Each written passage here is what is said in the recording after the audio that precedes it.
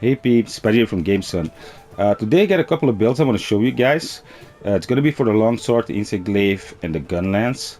Now I got a particular skill on the builds that make it do a lot of damage. I even tested it against the dereliction build and it outperformed the dereliction build when it had uptime. Now the thing is, dereliction has more uptime, so I'm guessing dereliction still might outperform it. But the downside is with dereliction, you're constantly draining your health, so yeah. We're gonna need to check that out one later. So let's see what the build consists of now. Now the first skill I want to talk about that is overlooked by many people is the grinder S skill. Now the grinder S skill, what it basically does is when you basically drop 2 levels of sharpness for 90 seconds, you will basically gain 10% extra attack power. And then for the second skill that I'm talking about right here is burst. Continuously landing hits gradually increases attacks and elemental attack. The amount of that increases depends on the weapon. So this skill is also very valuable for these types of weapons. Now as you can see with the grinder S active, I'm basically hitting 260 once on the soaring kick, and then if you like compare it to like dereliction, it's only 250 once that you're hitting, and the normal ones are even lower. Even if your attack is at the max and your critical eye is at the max basically. And then with the insect glaive, for instance, I'm almost hitting the 1700 mark with the pierce and only hitting 2540 when I do it normally. So that's even like a big difference also, you know. And then even if you look at the Gunlance, it even outperforms the bullet barrages with the cost of only 1 wire buck, and they come back way faster. Now the build consists of even more amazing skills that will give you more attack power, more defensive properties, even more evasion. So yeah, let's dive right into the skills where I basically have active on the build right now at the moment. Now the skills that we're gonna have on the build is crit eye at level 7, attack boost at level 5. Now the reasoning for attack boost only being level 5 is because of the quick sheet right here.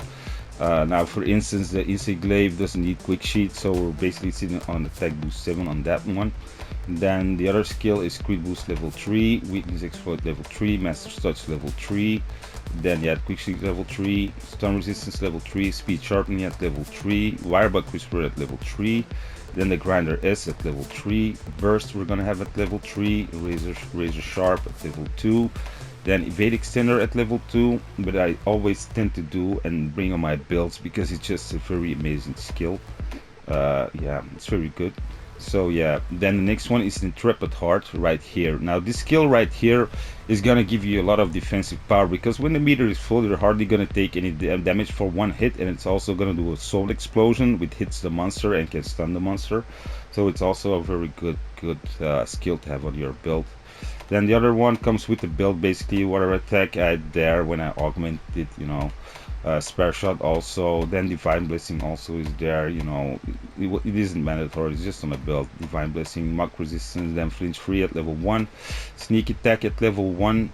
Wish I could have more of sneak attack, but yeah, it's just the way how it goes. I couldn't get fit in more.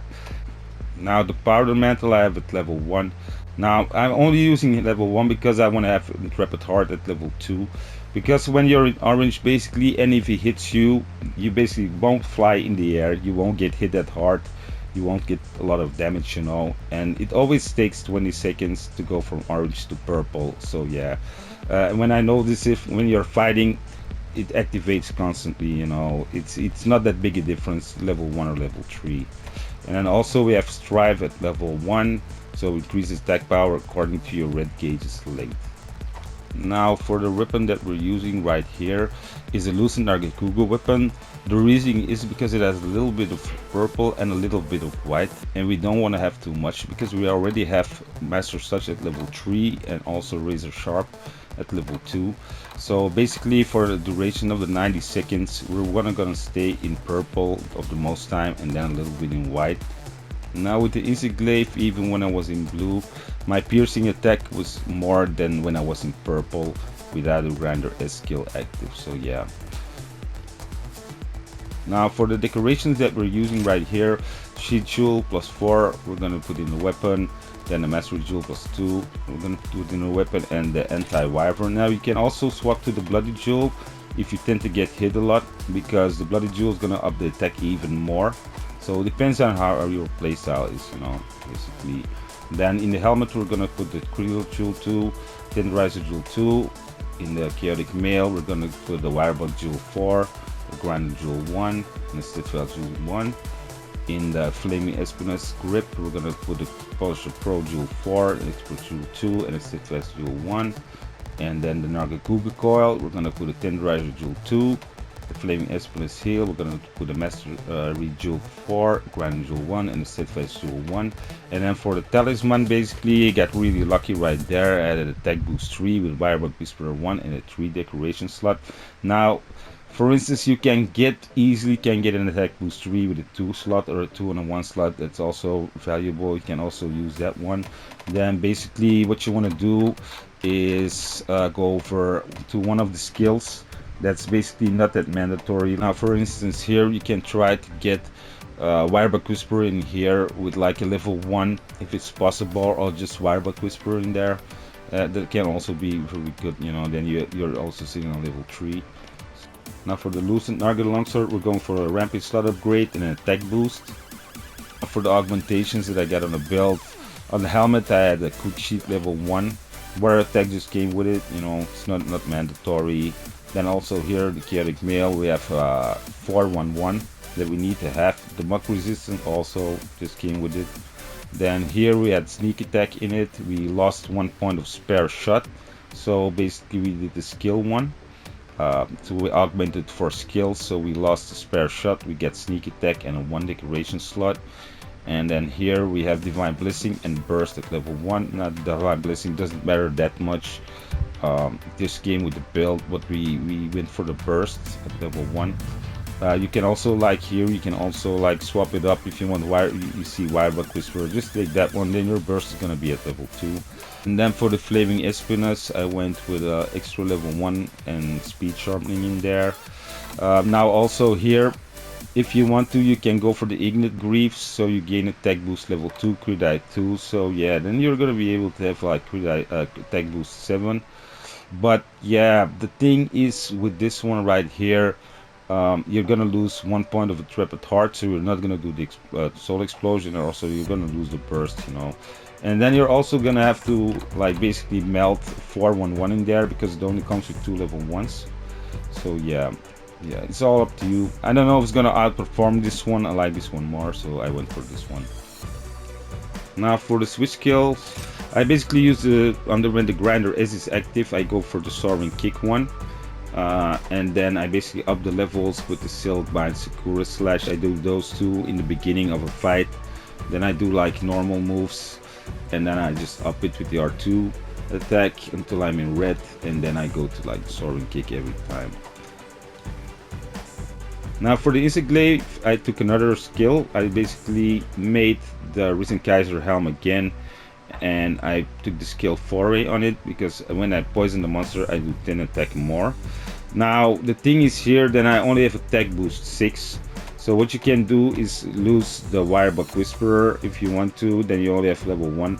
I don't tend to use it that much with the insect glaive. It's always up when I need it mostly, so yeah, it's not that important.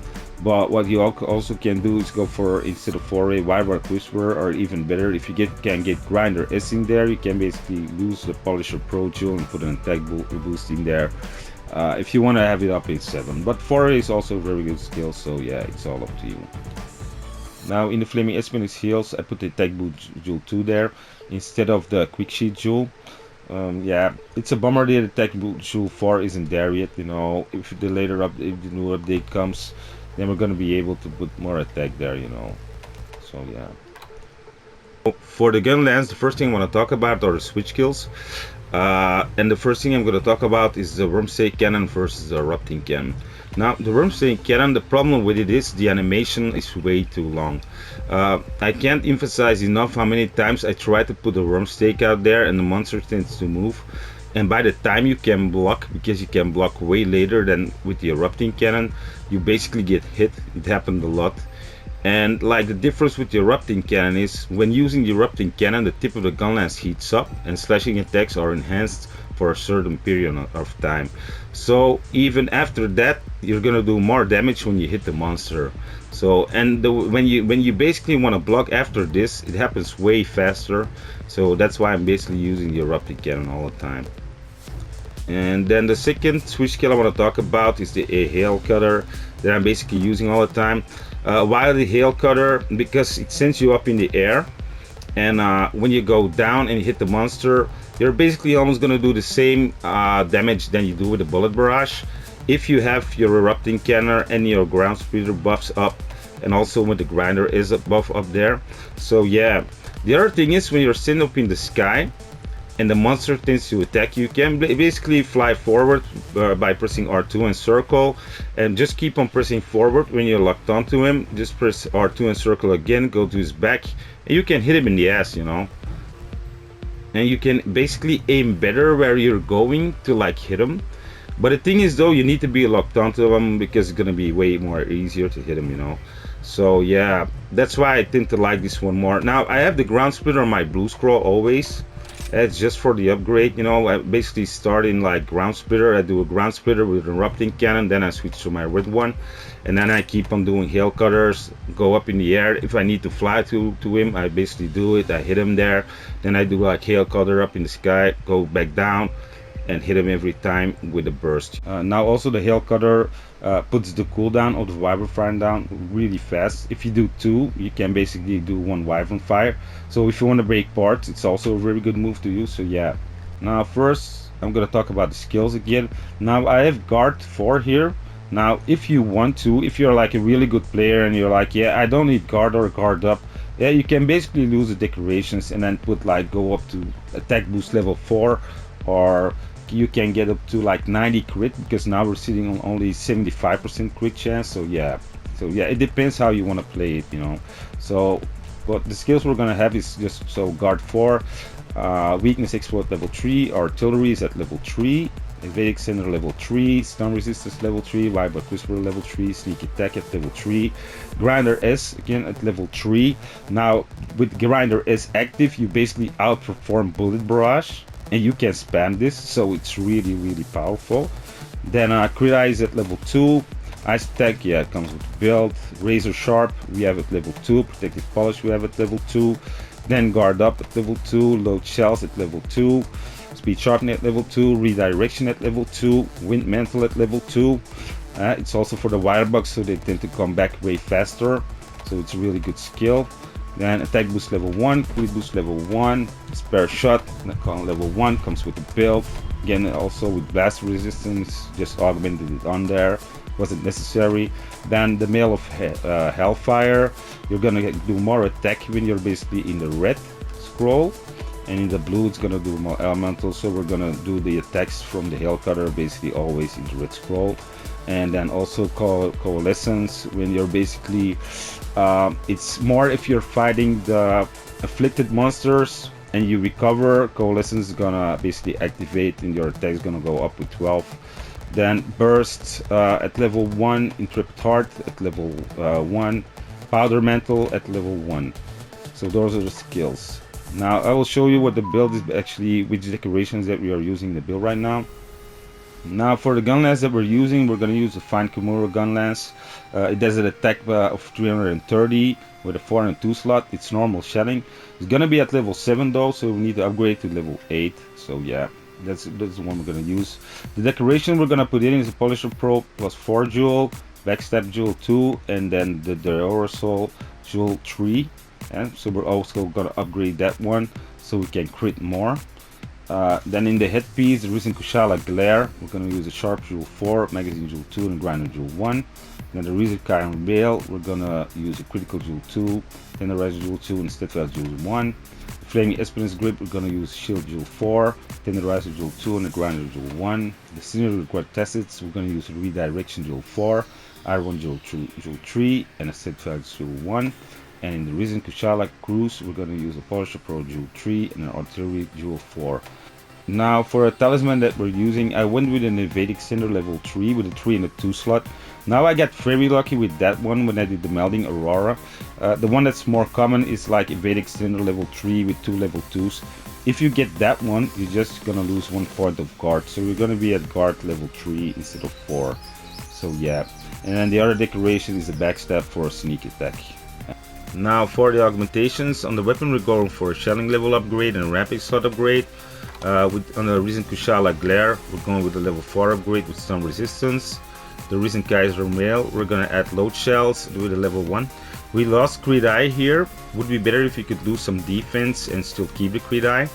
The Flaming Espionage Grip, we got a sneak attack in there, and we lost Spare Shot with the skill augmentation, and we also got a level 1 upgrade. And then on the Sinister Gut Deserts, we have a level 3 decoration slot here extra with blast resistance. We don't really need that one there, but just came with the augmentation. And then in the Risen Kushala Cruise, we get the artillery upgrade right here. So that was it for the video, guys. Now if you have any questions or comments about the builds that I make, please leave them down in the comment section. Also do remember to leave a like and a sub, it just helps the channel grow. Keep yourself safe, and I catch you on the next one. Laters.